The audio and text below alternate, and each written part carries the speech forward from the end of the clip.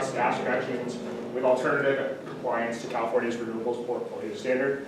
And as that kind of implies, I'll be talking about California climate change policy and California energy policy, really with an emphasis on greenhouse gas emissions reductions. So moving forward, kind of before we dive into the bulk of the thesis, I kind of want to give you an outline of kind of where I started at the beginning of this project and kind of where we are now. So going into this, my interest was really like this preliminary research question: how cost efficient are California's energy policies on a dollar per ton basis? And kind of my question there is like, is California choosing the policies that are the most effective at removing greenhouse gas emissions from the atmosphere? Kind of from there, one of the reasons this kind of arose was there's a decent amount of cost discrepancies that I noticed while reviewing a decent amount of reports and various data. You had cap and trade allowance pricing from the cap and trade system ranging from $8 to $13, which is extremely low. While you have the Renewables portfolio standard, which is the policy I'm going to cover today, estimates ranging between $400 to $1,600 based on certain reports, which is extremely high. And at the same time, you have a McKinsey and Company paper saying that the U.S. can substantially reduce greenhouse gas emissions at a marginal cost of $50 or less. So kind of with these three kind of like benchmarks, I would kind of want to know why California is picking policies that might be more expensive than others and not as effective at removing greenhouse gases from the atmosphere.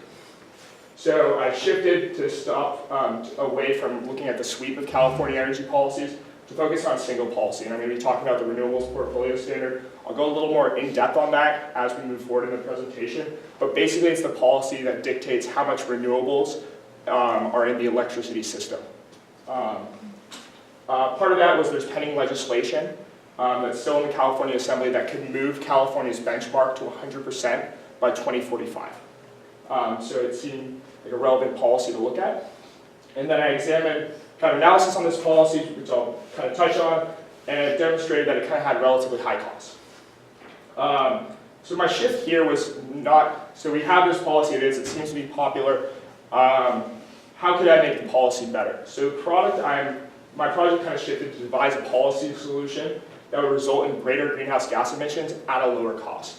So kind of the product that I'm going to eventually offer you all is a policy that would do just that.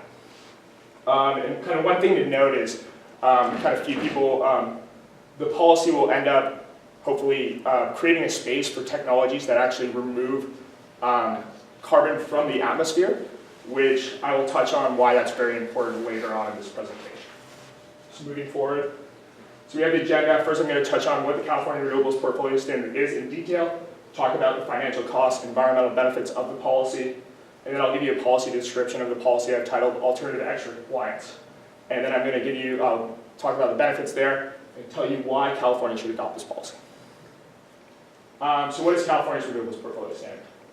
So as I said, it dictates how much electricity comes from renewables. Basically, California will say, set a percentage by a certain year, and all California load-serving entities, utilities, and other electricity providers must must acquire and give to their customers a certain percentage of renewable energy. So that originally started as in 2002 with a goal of 20% renewables. The current goal is 33% by 2020 and 50% by 2030. The utilities and other electricity providers are on track for that 2020 goal.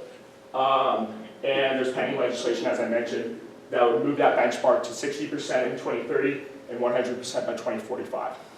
And kind of one thing to note about this policy is that even though it requires renewables, it doesn't require, not all the renewables in the portfolio are, it doesn't entail all of the non-greenhouse gas emitting energy sources. So nuclear, hydro with the exception of small hydro, and rooftop solar are not included in the renewables that are counted towards the percentages.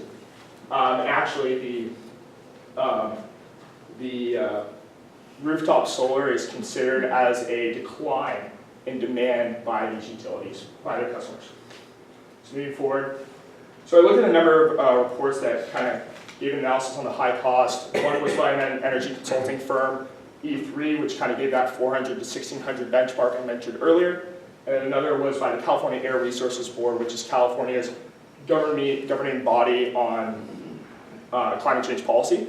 Their estimates were a little more conservative around, but the main takeaway that I got from these two reports was that though these estimates vary drastically between the reports and the scenarios, the two things remain constant. The costs remain relatively high, and that they will continue to increase at the margin. So as you increase that percentage, those costs are going up.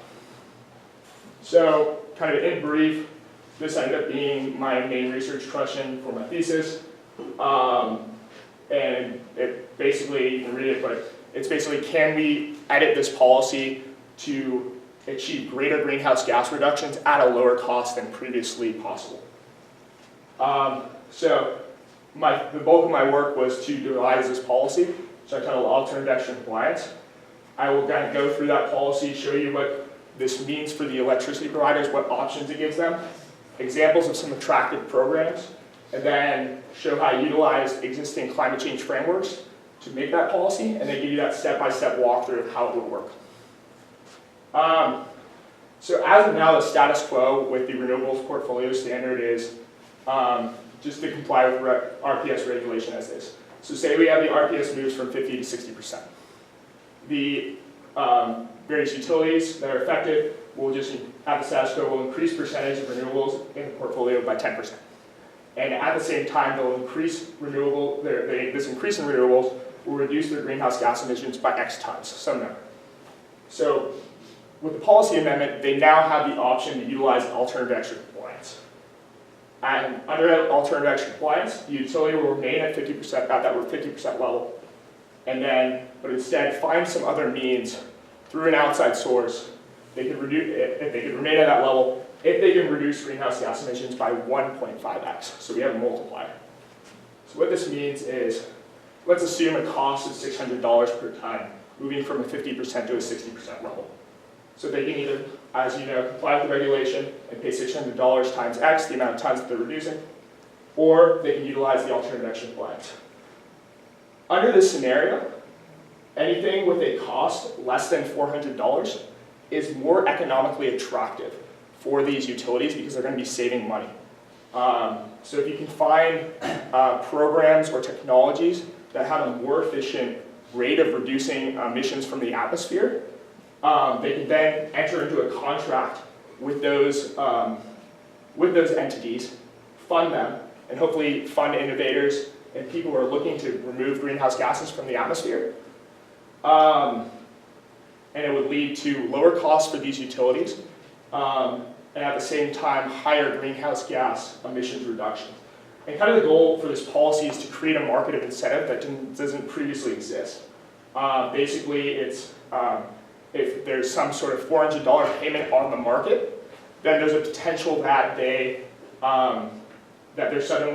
that technologies and programs that were not previously possible emerge. And the main point of this policy is to have those programs emerge and be able to fund greenhouse gas emissions reductions. So this is kind of one example of a program that kind of shows promise. Here is a Climeworks carbon capture facility. Climeworks is a Swedish company, and this is a direct air capture technology. So basically that big machine there runs air through it, and through a process, removes CO2 from ambient air, which can be used for a number of various products. One of them that's most promising is using CO2 in creating cement. So this is just one example, but there's plenty of technologies that don't exist right now or in their nascency that could be funded if if alternative action compliance was added to the RPS.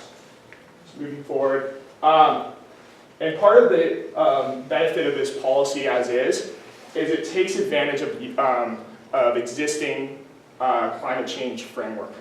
So the Compliance Offset Protocol is a part of California's cap and trade system.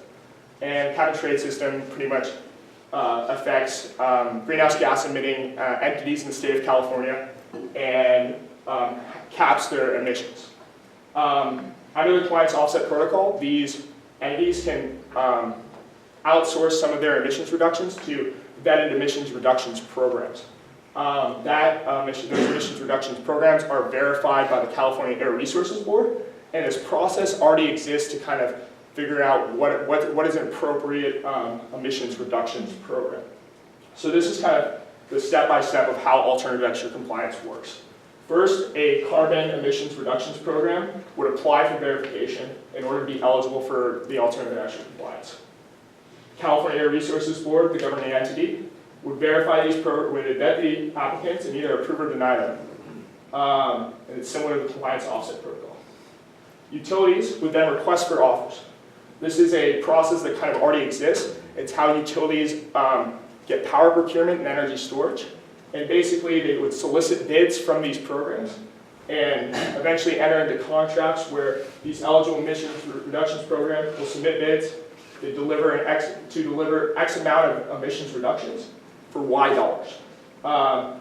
And these utilities and these programs can negotiate these contracts and eventually enter them. Finally, these programs would deliver upon the reductions, and then the utilities would pay them once those reductions occurred. So, kind of giving you an idea of this is what the policy looks like. And here's why California should really adopt this policy.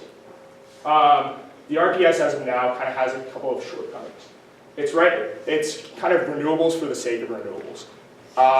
Though in its infancy it was great because it created a space for a pretty nascent technology. It created a market for renewables. Now it's just continuing to up the percentage just because I think it's kind of easy to sell to constituents. It doesn't really focus on greenhouse gas emissions and removing them from the atmosphere at an efficient rate. As I mentioned, it has some high costs associated with it, and if it reaches the 100% level, its best scenario is a zero carbon energy sector in California, which is noble and which is great. But at the same time, it leaves little room for innovation, which alternative extra compliance could create. With alternative extra compliance, we now have a previously non-existent mechanism to fund innovators in these emissions reductions programs. Here it focuses on the greenhouse gas emissions reductions, and it opens the door for net negative emissions. So when I mean zero carbon versus net negative, I'm really referring to kind of like the big picture in terms of climate change. So many people don't really know this or aren't aware, but the Paris Agreement, which is the current international framework on climate change policy, its goal is to limit temperature increases between 1.5 and 2 degrees. 1.5 is the best case scenario, really, and 2 degrees is like anything above that, we're in trouble. And as you can see by this graph, this is the 2017 global carbon budget.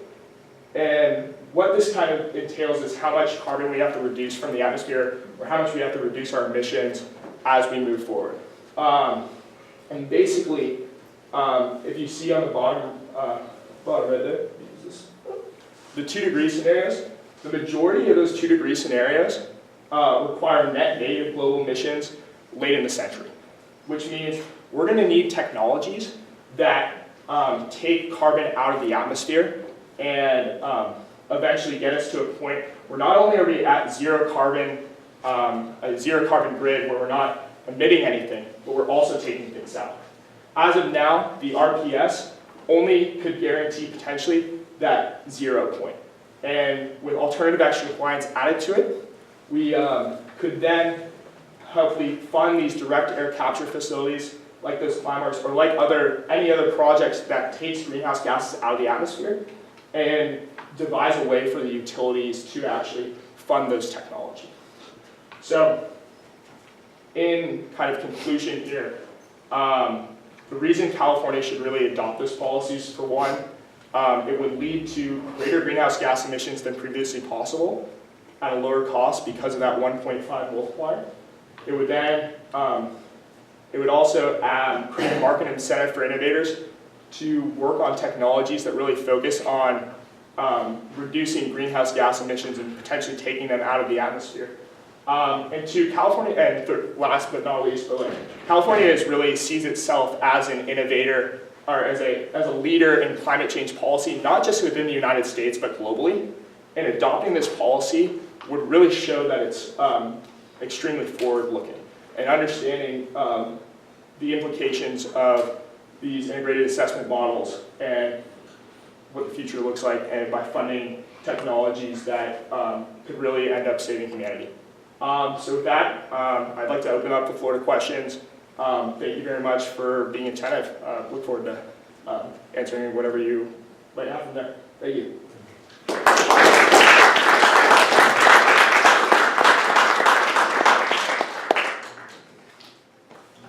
So I'll start. So first, great presentation. Thank you. So as a public policy major, you sort of presented the economics, and it makes great sense as an economist. What about the other parts of your training that say we need to figure out how to take this policy and get it through? What are the challenges to get this adopted in California? Yeah, and sure. How can you come up with ideas about how to do that? Yeah, of course. So I didn't include this in the presentation, but part of my thesis was kind of doing a preliminary stakeholder analysis of kind of what entities would be really supportive of this policy and what entities might oppose it. I think the California utilities and just general California load-serving entities would be pretty in favor of this because it allows them to make makes business decisions, gives them flexibility. And I think the legislator would be, though it might add some complication to California's energy policy landscape, I think they'd be in favor of any policy that that leads to greater emissions reductions at a lower cost. The contingent that I had that I thought would be potentially the most opposed to this policy is the renewables industry, because it would potentially, with a caveat, the renewables industry right now, the renewables portfolio standard benefits them. It requires a benchmark for how much wind, solar, and geothermal needs to be added. That's pretty simple. So I mean, and they wouldn't necessarily, they want to see the benchmark they want to see it kind of increased, and because it kind of does benefit their bottom lines, but it'd be pretty tough for them. They'd have to be very careful in terms of arguing against this policy, since it does focus on this on reducing greenhouse gas emissions. And then also, but one thing it could do is right now the legislation I talked about that's pending is still caught up in the California Assembly. So this policy with this caveat could actually make it easier to pass legislation that would increase the RPS. So they might be in favor of this policy if it led to a greater renewables portfolio percentage. So those are, I mean, I'd love to talk about this more, but those are three of the groups I've thought about.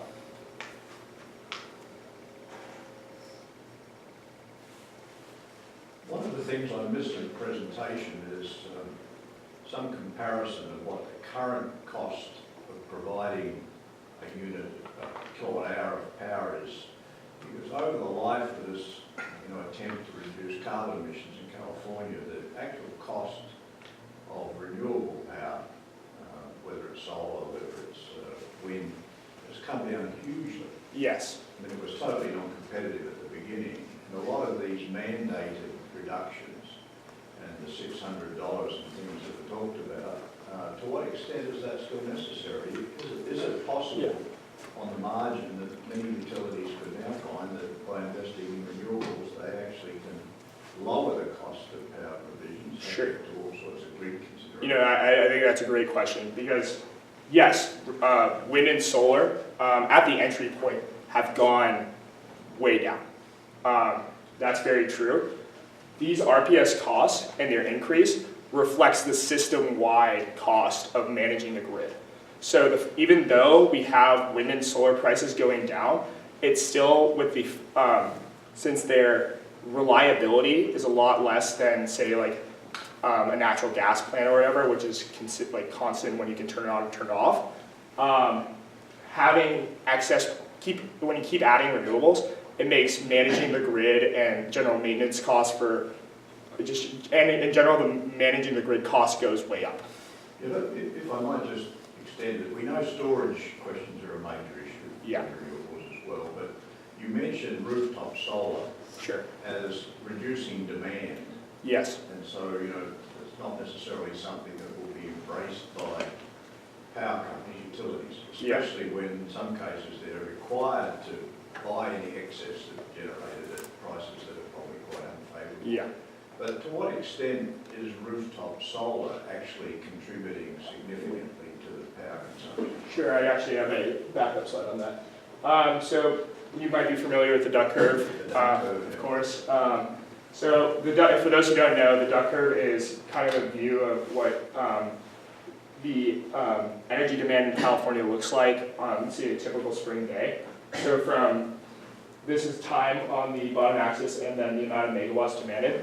So right around 7 a.m. is when there's a deep drop in demand when the sun comes up and solar power comes on. And so pretty much these utilities see a major drop in demand during the day. And for them, it would be easy because they could acquire solar power and supply that to their customers. But now the customers no longer need that because of the rooftop solar. But at the same time, they still need to keep their, I guess, thermal generation, the greenhouse gas emitting production online. But when they do so, they put it on lower, but they can't fully turn it off because they need to turn it on later for that eventual ramp. When the sun goes down and people come home and turn on their lights and start cooking dinner or whatever. And when thermal generation is not running at full capacity, it's running a lot less efficiently. So what happens there is when you have, and this is usually not attributed to like the solar power, is that the amount of greenhouse gas per kilowatt emitted by these, the thermal generation increases. So it's running less efficiency, and so from there, there's also a lot of maintenance costs associated with this ramp and keeping that thermal generation on without the, keeping it on for the ramp. So I think that including all this rooftop solar, even though I think it in general can be a good thing, but I think it also kind of appeals to like us as a society. Like it feels good as a homeowner to know you potentially you're doing your thing to fight climate change. But in terms of numbers, I don't think it's very good. And I think this new policy that was just implemented in California, requiring every new building to have rooftop solar, is going to make the RPS even more expensive.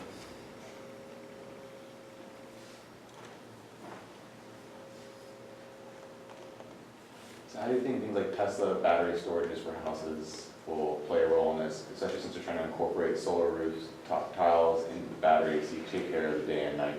Yeah, sure. So I think in general, with adding renewables, it's not unless you can find, unless there's a real buildup of cheap storage, these costs are going to remain high. So I mean, obviously, I think the goal is to eventually have that, or one of the goals is to eventually have that buildup of really cheap storage. And I hope Tesla or whoever else is able to do that, because that would really help the situation. To clarify, is Tesla storage cheap storage? No. Nothing about Tesla is cheap here. No. Any further questions? Well, if you got my email if you need it, if you want to follow up at all. But thank you very much, really appreciate it. Thank you.